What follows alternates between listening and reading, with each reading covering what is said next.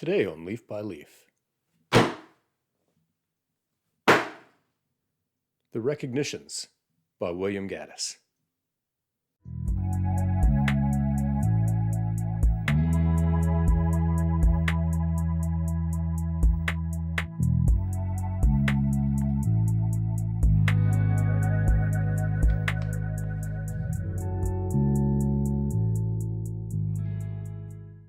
I'm even more excited about this than my video on JR, which I released 2 weeks previously. The Recognitions may be my favorite 20th century American novel, hands down. Released in 1955, 20 years before the 1975 release of JR. Largely overlooked, it became a cult novel as William Gaddis's letters back and forth with graduate students and others show.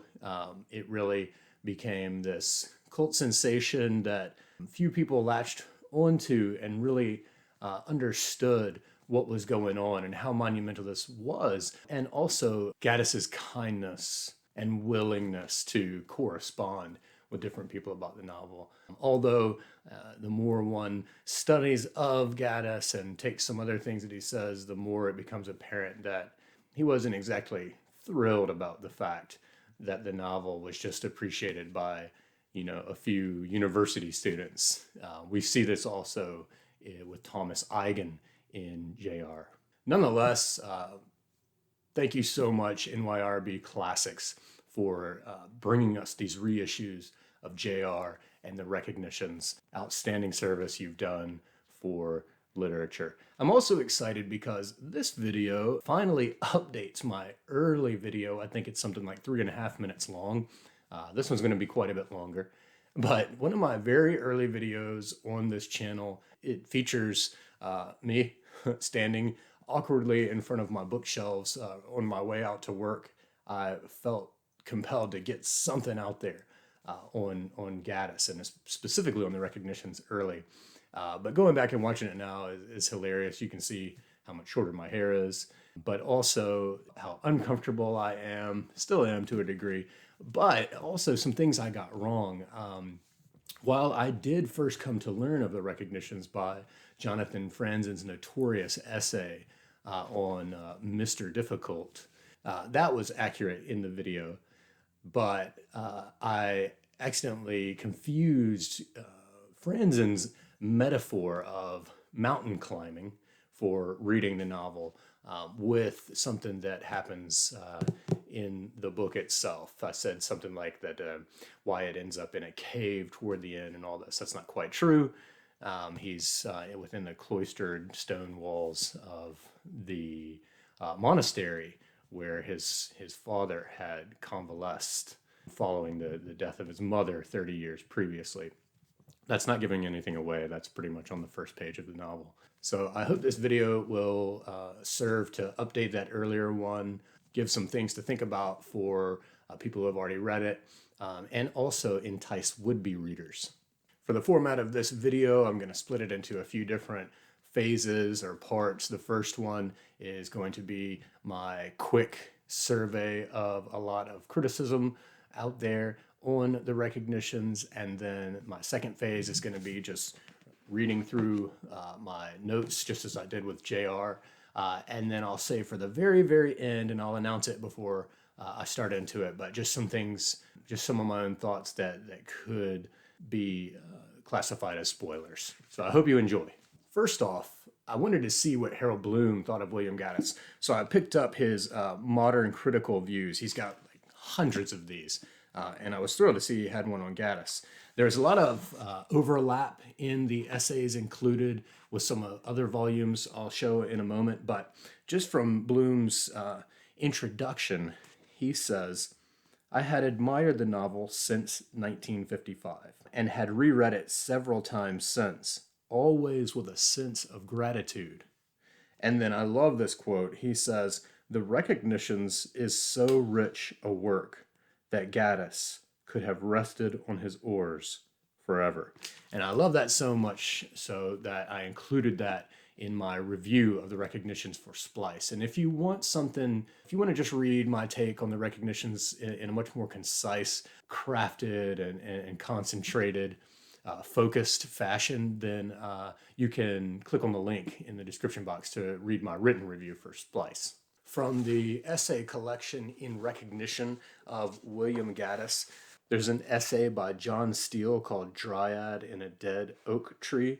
And I love this excerpt.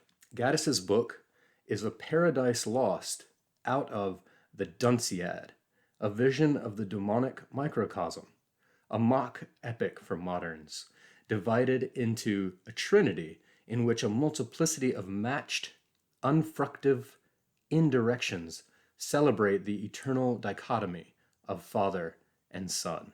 And also the 1982 Reader's Guide to the Recognitions. This is a labor of love from none other than Gaddis scholar Stephen Moore. This should be considered more of a collector's item, which I considered, and especially given what I paid for it, because Moore has so generously put the annotations online, and he and others have been collaborating on continuing to enhance and update them. So if you want to use the notes, the annotations along with your read, then I suggest going and using the website.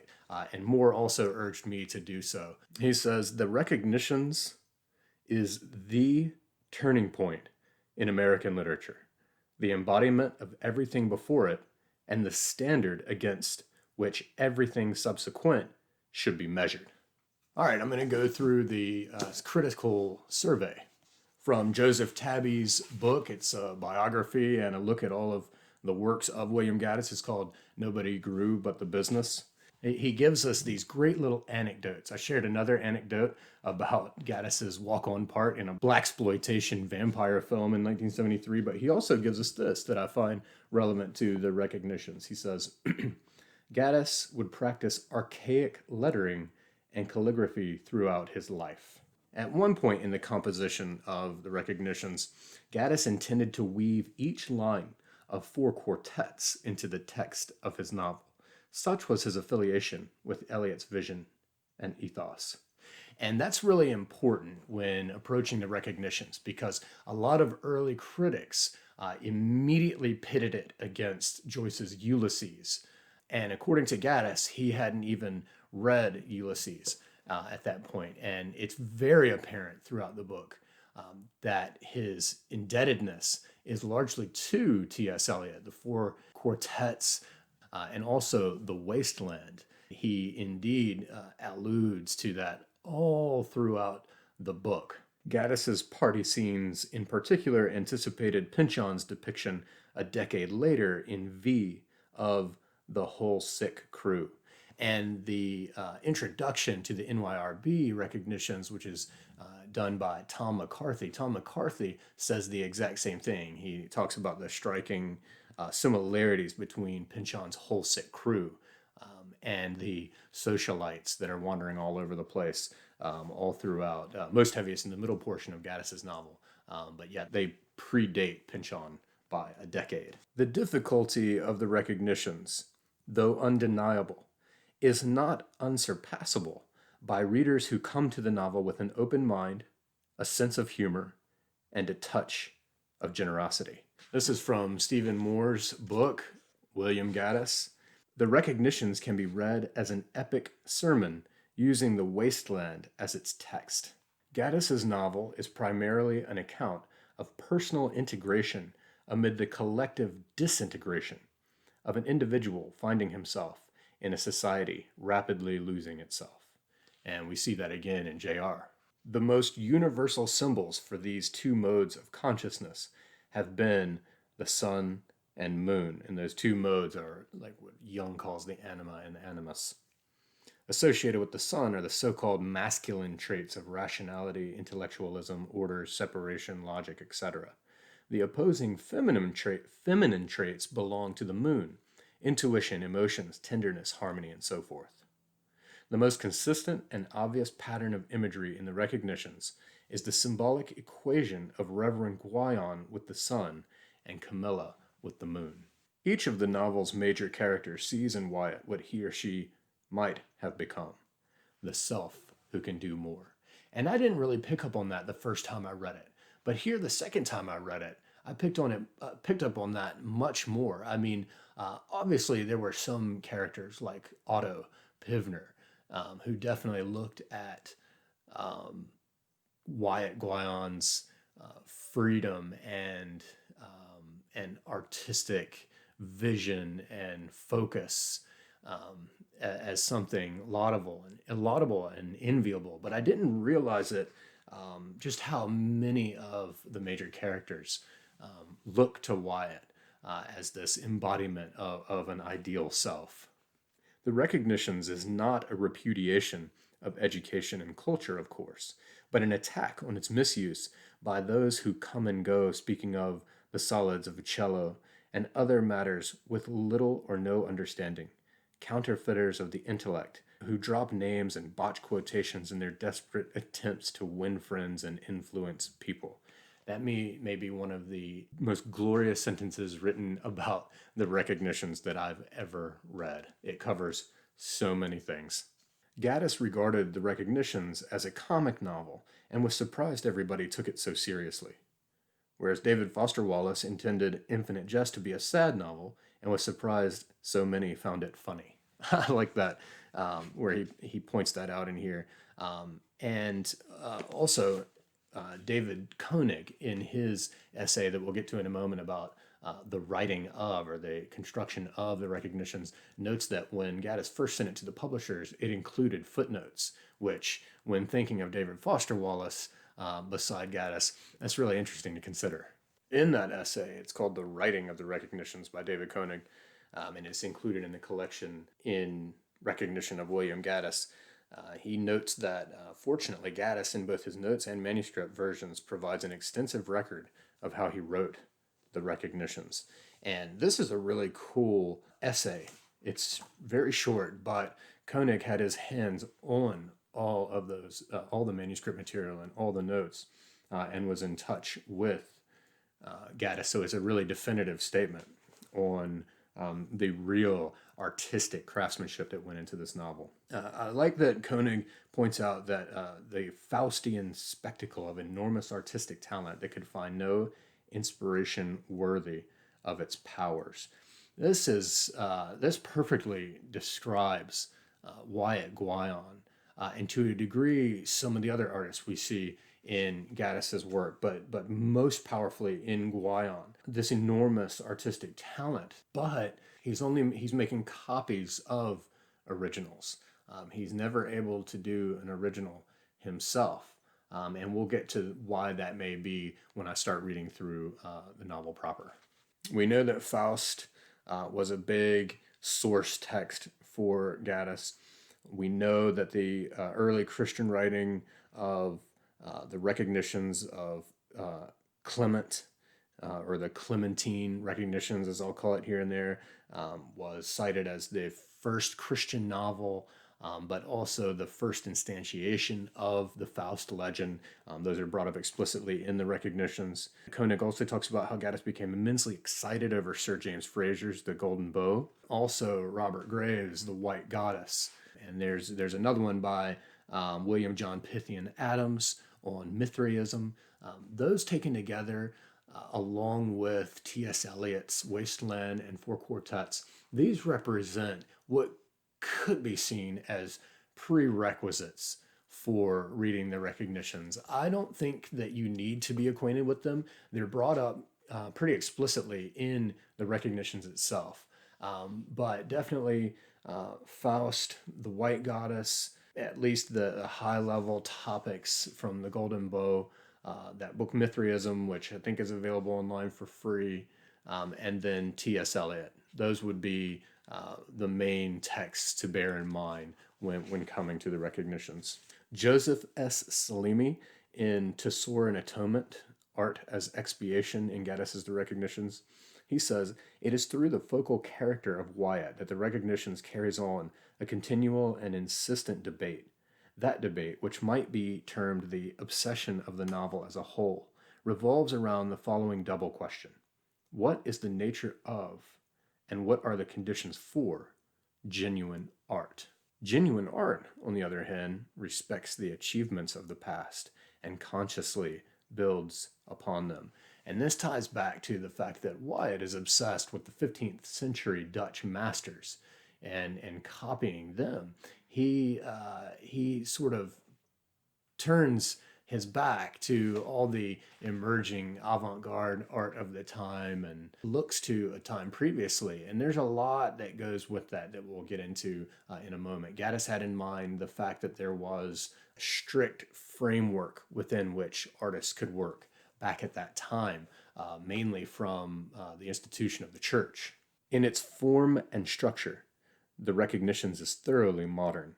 But in its cumulative judgment of those representatives of modernity, it is profoundly anti-modern. I think that's really well put. This is from Dryad and a Dead Oak Tree, again, John Steele. The Dryad in that title, by the way, is linked to Basil Valentine, whose name comes from an early alchemist, but in the Recognitions, this is a sinister fellow. It's Rectal Brown, his associate, who is the Mephistophelian figure, but this guy is responsible for collaborating with Brown in getting these forgeries out there and recognized and marketing them and so on. So he's another kind of player in that Faustian bargain. And the oak tree is the Recognitions itself. He's thinking about the narrative sense of recognition as a concept. And he's thinking about this in terms of what he calls a reticulated system of allusions. He says it is this quality of Gaddis's work that has led to a mistaken comparison with Joyce. But before Ulysses, there was Melville's The Confidence Man, and it is to that particular novel that Gaddis bears close comparison, both in theme and technique. And then he goes on to actually give a convincing explication of that position, and that this really caught me off guard because The Confidence Man, I haven't read that, which is probably one big reason why, but this is really a compelling argument for what it is exactly that Gaddis is doing with the narrative construction of the Recognitions. Stephen Moore has a contribution in here, Peer Gynt and the Recognitions. Sadly, I have not read Peer Gynt. I have a copy. It's a collection of Ibsen's plays, but Stephen Moore, of course, has given us a perfect explanation of all the similarities, and he says, Wyatt Guyon almost fails to achieve integration for the same reason that Peer fails, a stunted attachment to the mother. And that is extremely key in the Recognitions. He goes on to say that he adjusts to the loss of both his mother, Camilla, and his mother surrogate, Esme, and rediscovers the meaning of love with the Spanish girl, Pastora. In Miriam Fuchs' Il Miglior Fabbro, Gaddis's debt to T.S. Eliot, she's basically showing us that Eliot gave to Gaddis an approach to his fiction that was actually as vital as what Juan Rulfo gave to Gabriel Garcia Marquez. Those are my words, not hers. And she says, although the majority of shared motifs come from the wasteland and the four quartets, echoes can be heard from many of Eliot's poems. Gaddis believes with Eliot that inexplicable splendor lies under the grime of our unreal cities, and like Eliot, he darts from one location to another to reveal the extent of that grime. Part 1 of The Wasteland is entitled The Burial of the Dead, and Part 1, Chapter 1 of The Recognitions is about just that. This is very key. In fact, I didn't read this essay until after the second reading of Recognitions, and Miriam Fuchs perfectly explains what it's like to read the Recognitions and why it can just feel so different. And she explains it beautifully. Knowing that the plot will motivate a reader to push forward through hundreds of pages of spatialized conversations, Gaddis withholds the climax as long as possible. The Recognitions, though, is about both missed and successful discoveries. The reader who concentrates on a linear pattern will probably miss the central message of the novel that first appears hundreds of pages earlier. The reader who thinks spatially, looking for recurrent patterns, settings, and dialogues, can discover the theme when it first occurs. And then skipping down, although knowledge may come late, each person is not punished directly for his mistakes and cannot atone directly for them. He is punished for someone else's and atones for someone else's, just as that person does for him. These two excerpts, were keys for me to understanding what's going on. And there's another essay we'll get to in a moment that has a little bit to do with this. And he does this in JR, and I talked about it, but Gaddis will plant something on one page and then come back to it hundreds of pages later. Or a character who's completely disconnected from this other character will say something, and hundreds of pages later, it'll be repeated by another character. And there are these patterns or recognitions, and they aren't adjacent like we're used to seeing. And there's no narrative intervention to affirm for us what we should have gotten out of that. And so pulling all that away and just being patient and sort of letting the story unfold and kind of just letting these things hit us and load in our memory without trying to attach meaning to them right away, and just trusting that Gaddis will get back to it and bring it around.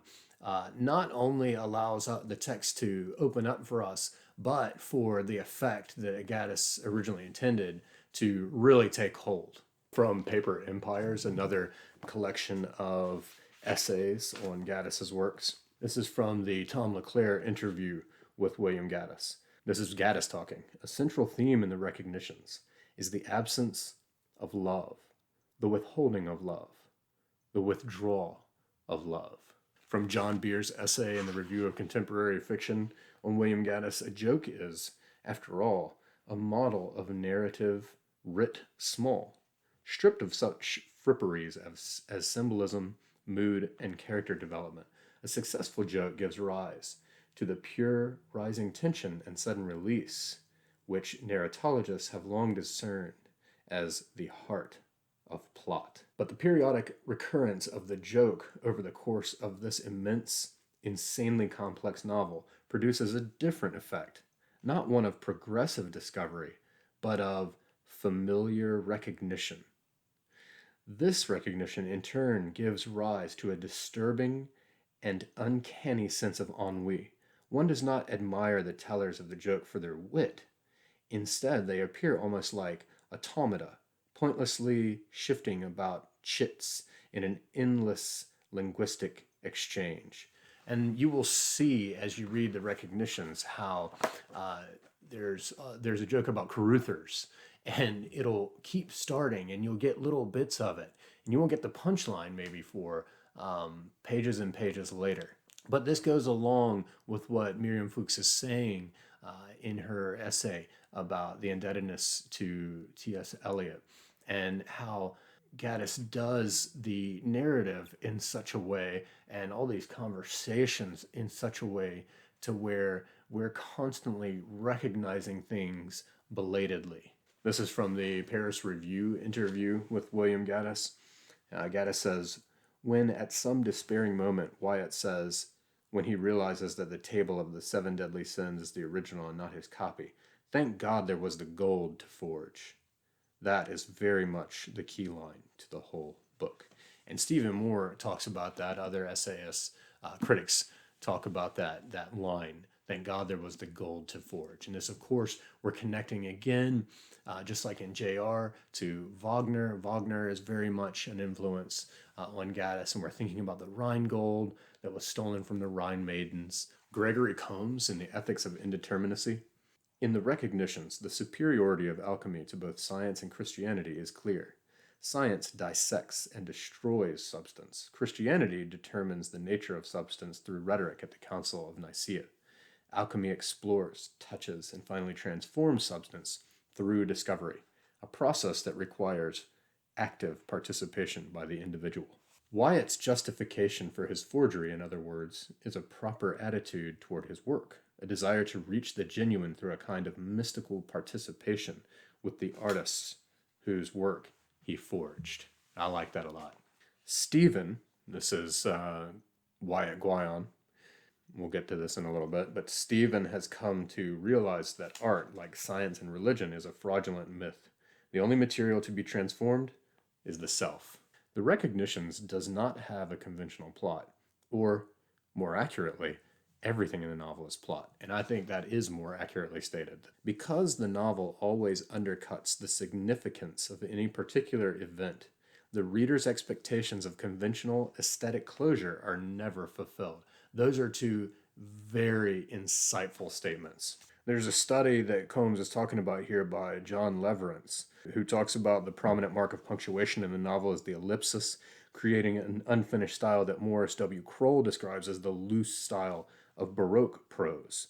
And so using Leverance and Kroll's studies, we get this. In contrast, the loose Baroque style mimicked by Gaddis gives writing the effect of being, not the result of a mediation, but the actual mediation in progress, a process where the reader watches the pen move and stop as the writer thinks.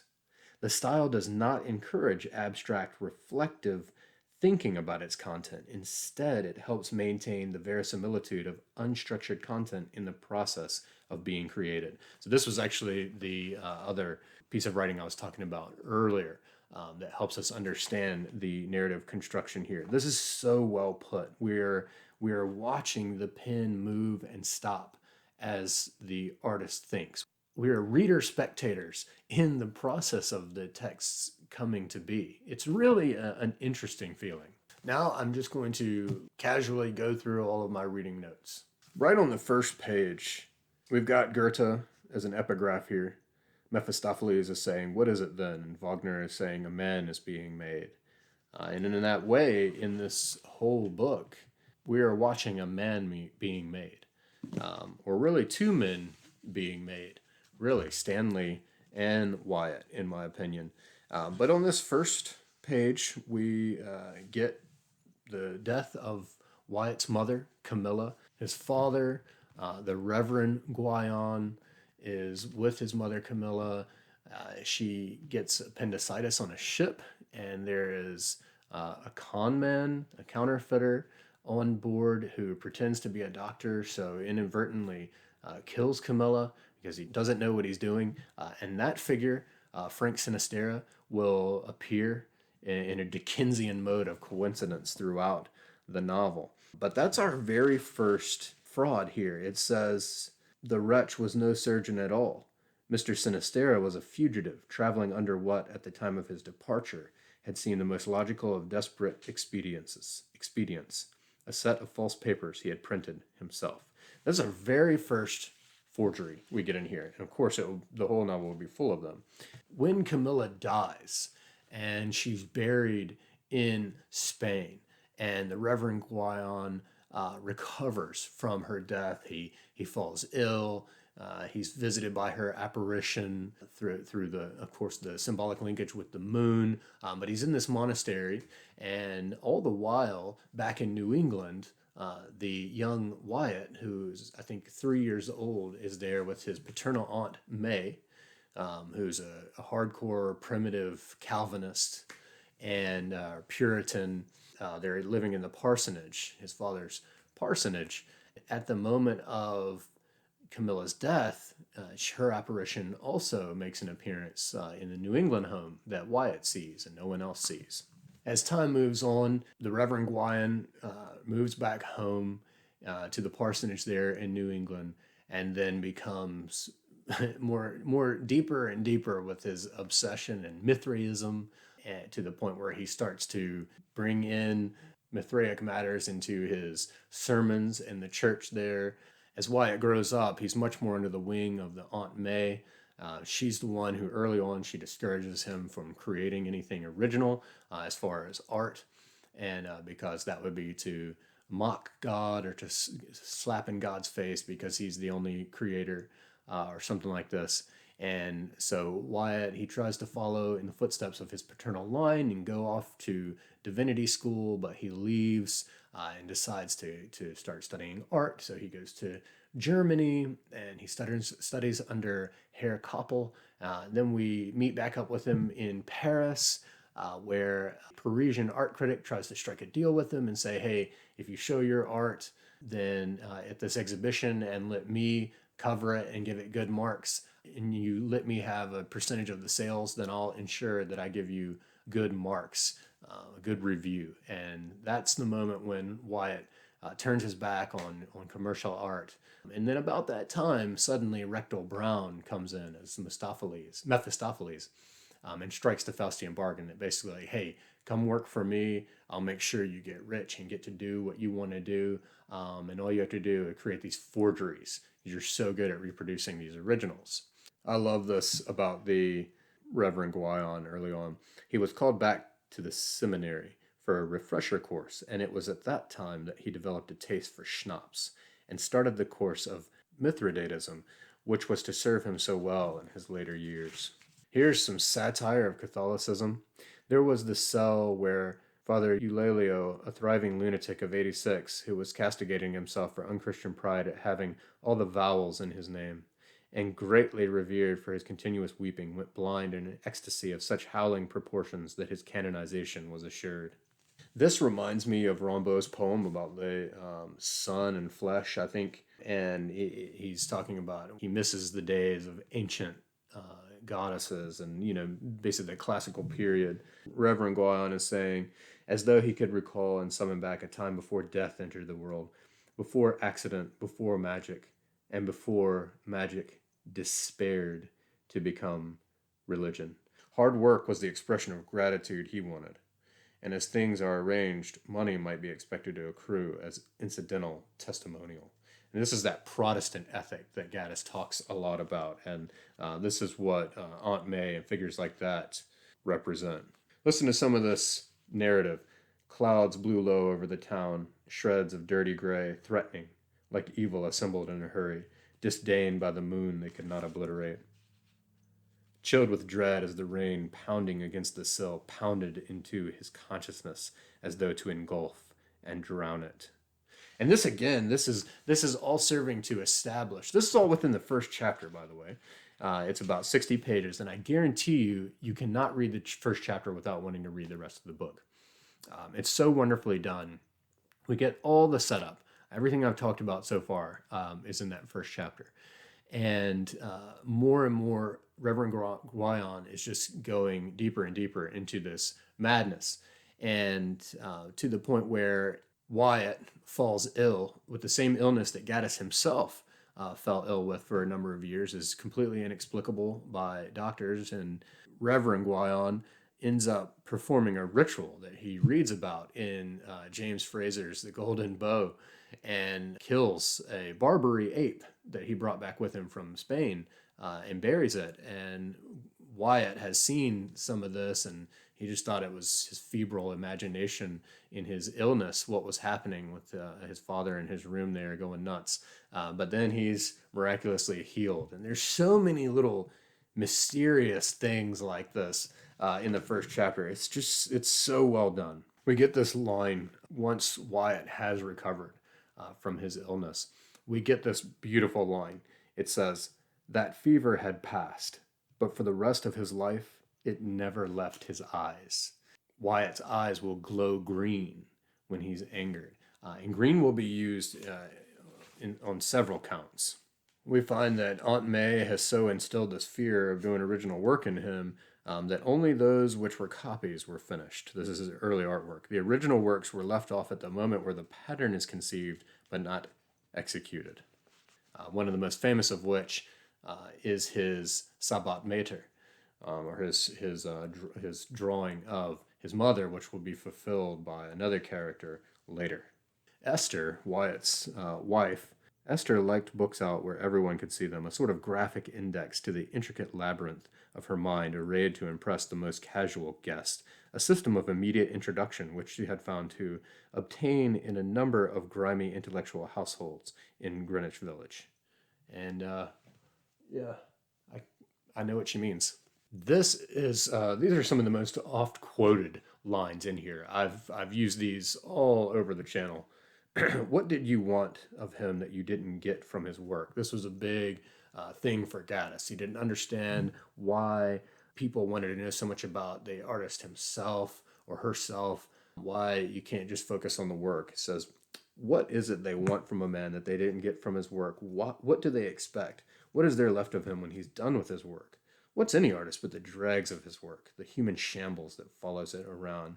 What's left of the man when the work's done but a shambles of apology? And this also will be echoed again in Edward Bast in JR, like I talked about, where he finally says, why do I have to be interesting? It's the work that should be interesting. The artist, as creative figure, is always the disturbing element which threatens the status quo. Here's one of Wyatt's diatribes when he's finally pressed by Esther. That's why most writing now, if you read it, they go on 1, 2, 3, 4 and tell you what happened like newspaper accounts. No adjectives, no long sentences, no tricks. They write for people who read with the surface of their minds, people with reading habits that make the smallest demands on them, people brought up reading for facts, who know what's going to come next and want to know what's coming next and get angry at surprises.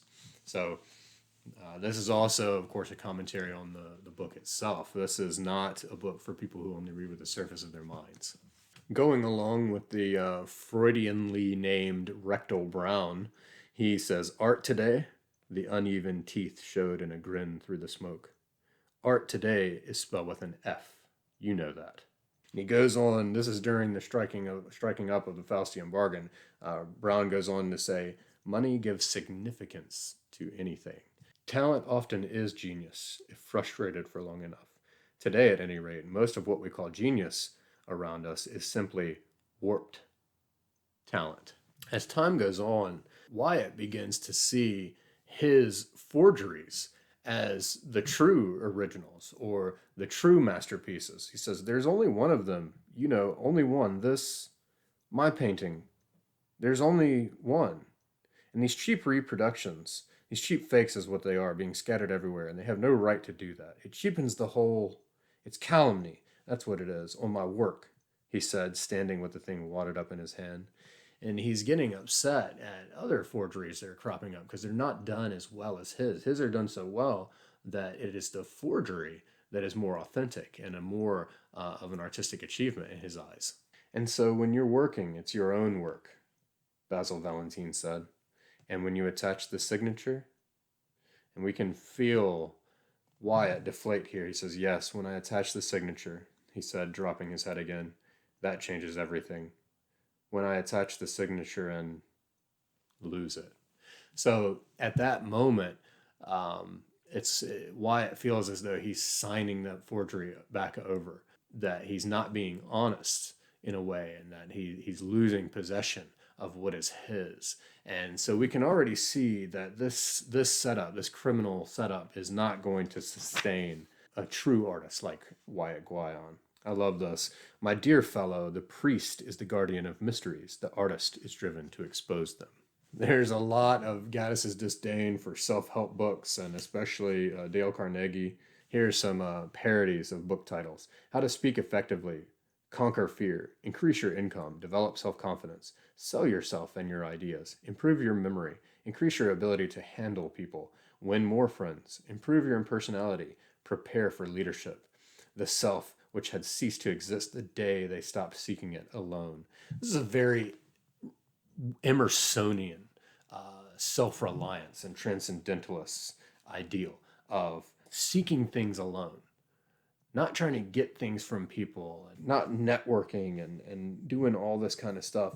But he's saying that the moment you start getting into all this stuff that like a Dale Carnegie is pushing, then that's the moment that the self stops existing. And so in that way, yeah, it's very much Emersonian, Thoreauvian. As Otto Pivner's father, Mr. Pivner, is reading the paper, it says, nothing escaped Mr. Pivner's eye, nor penetrated to his mind. Nothing evaded his attention, as nothing reached his heart. And this is, again, that's basically surface readers. We also get in this huge wall of different things that are in the paper, we'll get this put in here, of the discovery of 2 priceless art treasures, original paintings of Dietrich Boots. And those are Wyatt's forgeries. There's this bit, it's one of a couple where a person that is referred to in capitals, big unshaven man, which constructs the initials bum, but everybody thinks that it's Ernest Hemingway, and he just wants everybody to buy him a drink. It's really funny. This is at the drag party. And the narrator is saying there was, in fact, a religious aura about this festival. Religious, that is, in the sense of devotion, adoration, celebration of deity, before religion became confused with systems of ethics and morality, to become a sore affliction upon the very things it had once exalted. And this is connecting back to the very things that drove Reverend Guyon mad when he started seeing these early patterns and early manifestations. We get this, but Ed's felicitous imagination had been busy too.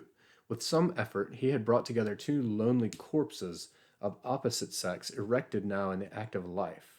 But even that mortal pleasure failed to change their expressions, leveled into disconsolate similitude by their shaven heads. This is stemming from a real madcap episode with Otto and Ed. Ed Feasley, Ed Feasley.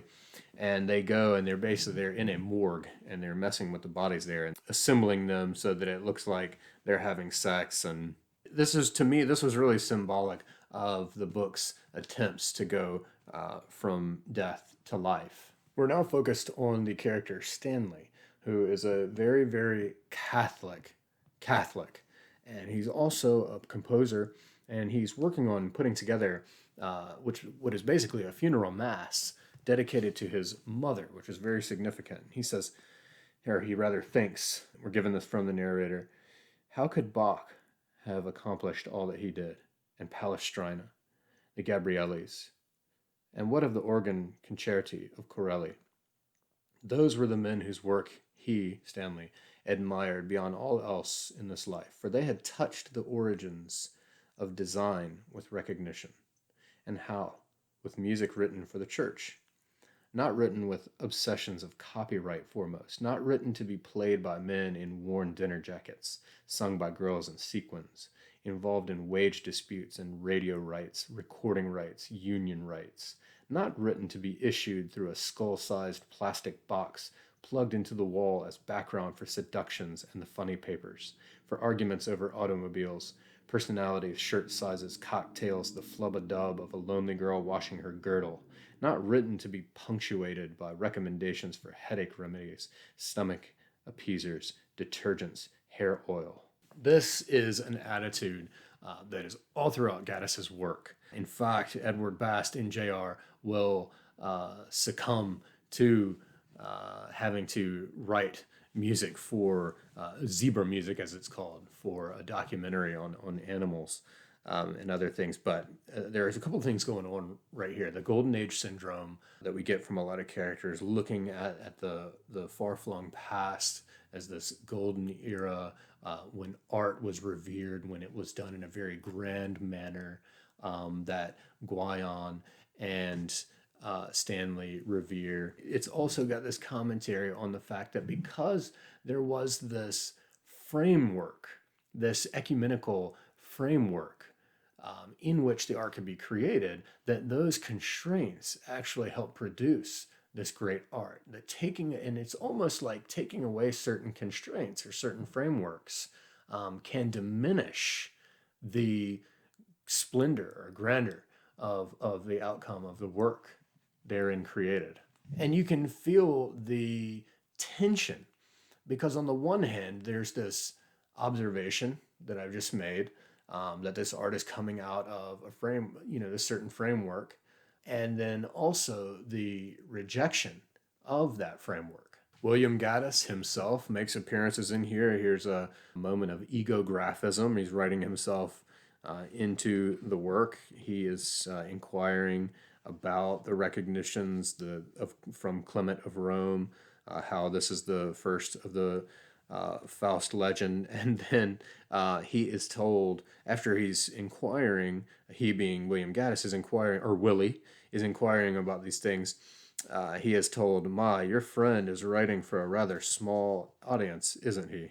I'm happy to be a member of that small audience. This is where Stephen Moore got his term of the self that could do more. It says, how can they even suspect a self who can do more when they live under absolutely no obligation? Here's Otto and Stanley talking. Otto is also an artist type. Stanley is an artist type. Stanley's saying, yes, but these men, these painters who are creating right out of themselves and all this harmony with everything around them, with all these things, all the spiritual things around them that supported them, that they knew would be there tomorrow. And in the guild, why in the guild? It was the opinion of your fellow artists that mattered, not competition before a lot of people who didn't know anything but the price. He's talking about St. Luke's Guild, the guild for artists. Stanley is talking with Agnus Dei about his mass that he's working on, and he says, it's as though this one thing must contain it all in one piece of work. And that is exactly how I feel about the recognitions. It contains everything. It contains the totality of everything that was on Gaddis's mind and everything that needed to be included. Here's a nice scathing criticism of critics. How would you have done it? That's the way everything is, isn't it? How would you have done it? Not how it should have been done, but how you would have done it. When you criticize a book, that's the way you work, isn't it? How you would have done it, because you didn't do it, because you're still afraid to admit that you can't do it yourself. Yikes. That's something to keep in mind for us critics. Here, Esther, the estranged wife of Wyatt, is talking to her one-time amour, Otto Pivner. Otto had an affair with Esther for a little while, and she's charging Otto with the same error as Wyatt. She's saying, you've spent all your time too. You've put all your energy up against things that weren't there. Basil Valentine is saying, there is always an immense congregation of people unable to create anything themselves, who look for comfort to the critics to disparage, belittle, and explain away those who do. Okay, now we've got the Reverend Guyon, Wyatt Guyon's, and Stanley's take. By this point, we're a little over halfway through the novel. By this point, we have in mind their stance, the way that they're looking back on the masters, the master composers, the master artists. And here's a crushing diatribe by Basil Valentine directly to Wyatt. He's saying, vulgarity, cupidity, and power. Is that what frightens you? Is that all you see around you? And you think it was different then? Flanders in the 15th century, do you think it was all like the Adoration of the Mystic Lamb, which is the altarpiece in Ghent, which I've seen in person, by the way? What about the paintings we've never seen? The trash that's disappeared? Just because we have a few masterpieces left, do you think they were all masterpieces? And your precious Von Eyck, do you think he didn't live up to his neck in a loud, vulgar court, in a world where everything was done for the same reasons everything's done now, for vanity and avarice and lust? And the boundless egoism of these Chancellor Rolands? Do you think a Van Eyck didn't curse having to whore away his genius, to waste his talents on all sorts of vulgar celebrations, at the mercy of people he hated? And that is a crushing blow. And it's delivered in a fashion that you just really feel him trampling on that romanticized past. Dante's Inferno has a presence in here, and there's a very explicit transition piece into a part of the city that's linked to the city of Dis. It's also neat that Gaddis, with his ear ever attuned to the way people talk, someone says Dis city, meaning of course this city, but their accent has it come out as Dis city. Finally, we end up with Wyatt Guyon in Spain for a huge portion of the novel. He is not even named. You have to recognize him when he appears. And even now in Spain, his identification is going to be toyed with and ambiguous. Okay, at this point, I'm at the end, and so now it's going to be very much full of spoilers. I want to just talk freely about some of my impressions here at the end. If you haven't read the book yet, please stop watching. Wyatt Guyon is now, in these amazing Dickensian coincidences, he is now working hidden away in the same monastery that his dad was convalescing at 30 years earlier when his mother died when Wyatt was 3. So do the math, 33, very significant age, right? This is roughly Dante's midpoint through his mortal life. And also, of course, Christ's death, traditionally at 33. But all that aside, he's there and he's working on restoring their paintings there in the monastery. And he's hidden away. Frank Sinistera and he link up. Now, Frank Sinistera, remember, is, of course, the counterfeiter who botched Camilla's appendicitis, ultimately leading to her death inadvertently. So he's seeking expiation. A lot of characters, almost every character is seeking expiation at this point. And he has given Wyatt an identity of Stefan. At this point, it's Stephen, but with an A. And he's Swiss in this passport. He's trying to work together with Guyon. He realizes, he picks up on the fact that this is that woman, Camilla's son. And you can tell he's trying to take him under his wing. He's trying to get retribution. And at that point, Guyon is very taken by a prostitute named Pastora. And we'll find that they've actually had a daughter together. Oh, and Pastora calls him Esteban. And then when finally Ludi comes upon him in this room, it's Stephen, which was the original name that Camilla intended to give him, but he didn't get. And it's also the name of the first Christian martyr. So he's sporting no less than 4 names at this point.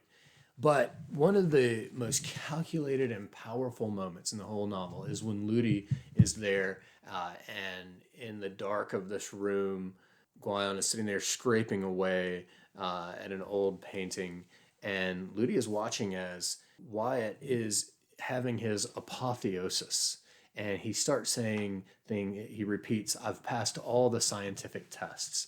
And when I first read this book, I was reading a lot of stuff, Alan Lightman's The Accidental Universe and different things like that, and I had the disparities or the discord between the sciences and the arts very much in mind, and the book, my reading of the Recognitions was filtered through that.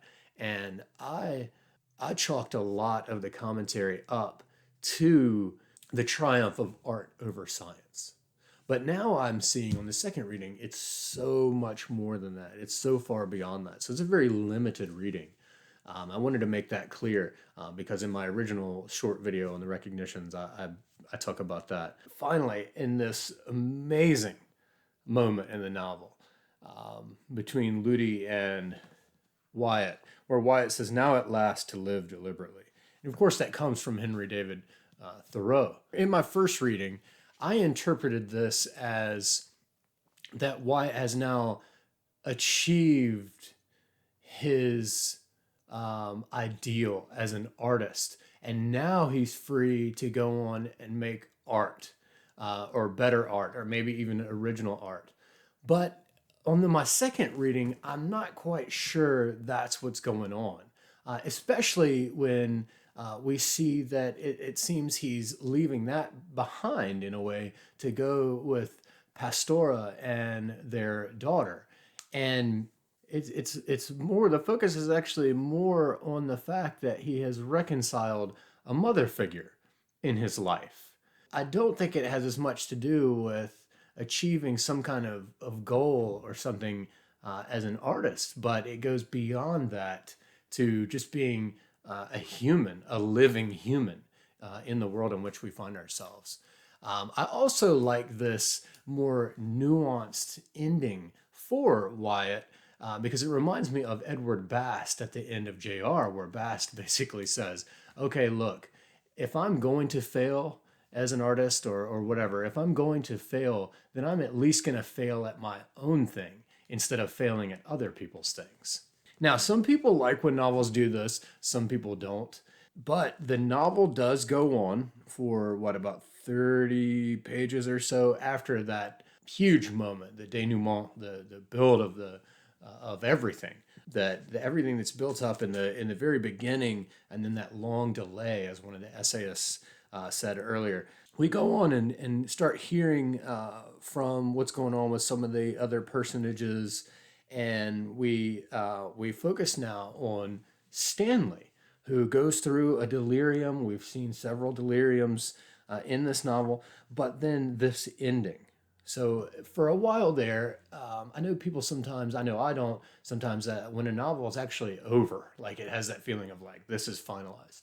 But then it gives you a little bit more, even if it's one of these quick little surveys to tidy up other people's stories and all this. I typically don't like that, especially when something is so good as the moment at the monastery between Wyatt and Ludi. But the very, very end, the real end of the novel has Stanley finally go to the place in Italy that he has longed to perform this mass he's written for his mother, and he gets to perform it there. They even caution him, not to play certain parts of this because the frequency of what'll happen with this old organ and this old cathedral will cause issues. And in fact, it does. It causes the whole thing to collapse. And so what I find interesting here is that we have this almost like this double martyrdom. If we think about the fact that Wyatt has now achieved indirectly his originally planned name of Stephen, the original martyr, and now Stanley has delivered his life's work, his mass, to his mother in the venue of his dreams, and now has collapsed under stones. The original martyr, Stephen, was stoned to death. Stanley is trapped under the stones. He has martyred himself for his work. Wyatt was also found trapped within the stone walls in the monastery, but he sort of made it out. So both of them, that also right there leads me to believe that art isn't what Wyatt went on to pursue. They both, Stanley and Wyatt, martyred themselves because of a mother figure, and led on by achieving reconciliation with that mother figure, and in that way they actually both of them achieve apotheosis. However, for Stanley, he sacrifices his whole physical being, whereas Wyatt keeps his intact. It has occurred to me as I've been talking, and my voice is starting to get a little hoarse, and I'm actually feeling a little bit exhausted. But I'm looking back on this video, and I'm thinking that maybe 80% of it was actually coherent, because there's so much setup that needs to happen, and so much context that you need for the book. I hope this video is worthwhile. The book, there's just so much going on, and there are so many complexities. There were huge things that I missed the first time, that I saw or maybe recognized the second time. The book begs to be reread. I urge everyone out there who's on the fence about picking it back up if they abandoned it, or rereading it again if they feel that they struggled through it the first time. The second time is so much more rewarding. And I think, like Proust talks about, in À la recherche du temps perdu, there's a part where Proust talks about the first time we come to a work of art, a deep work of art, we won't get it the first time because what's lacking is memory. We need to become acquainted with it and load things in our memory, even if they aren't attached to meaning, so that the second time we go back, memory is there, and it enhances the whole thing. This is a deeply, deeply literary book. It's extremely rewarding.